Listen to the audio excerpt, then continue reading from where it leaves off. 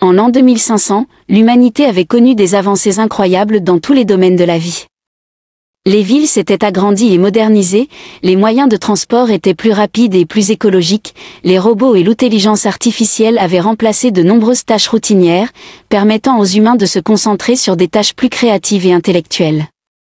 La vie quotidienne était devenue plus facile, plus confortable et plus sûre. Les maisons étaient équipées de technologies avancées, de capteurs de santé et de sécurité, de systèmes de production d'énergie verte et de recyclage.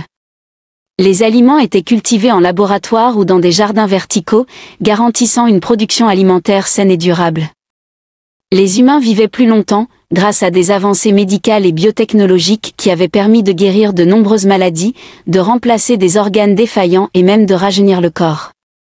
Les personnes âgées pouvaient continuer à vivre une vie active et épanouissante, sans être limitées par leur santé. La société avait également évolué.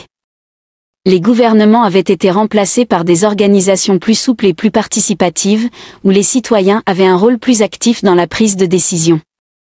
Les entreprises avaient également adopté des valeurs plus éthiques et durables, en intégrant la responsabilité sociale et environnementale dans leurs pratiques. Pourtant, malgré ces avancées, certains humains se sentaient déconnectés, seuls et sans but. Ils avaient perdu leur lien avec la nature, avec les autres et avec eux-mêmes. Ils se sentaient prisonniers d'un mode de vie routinier, où tout était prévisible et automatisé.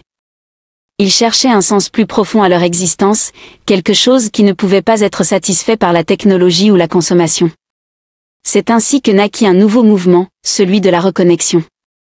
Les personnes qui y adhéraient cherchaient à retrouver leur lien avec la nature, à cultiver leur créativité, à explorer leur spiritualité, à se connecter avec d'autres humains dans une communauté. Ils s'engageaient dans des projets écologiques, artistiques, sociaux ou spirituels, cherchant à créer un monde plus juste, plus durable et plus harmonieux. Ce mouvement de reconnexion était en train de transformer la société, en apportant une dimension humaine et spirituelle à la technologie. Les humains avaient compris que la technologie n'était qu'un outil, et qu'il était important de garder le contrôle sur son utilisation, de veiller à ce qu'elle serve le bien commun et non l'intérêt personnel.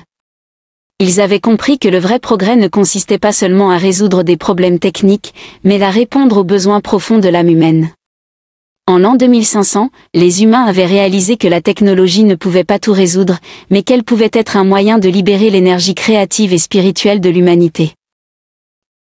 À bientôt pour de nouvelles vidéos.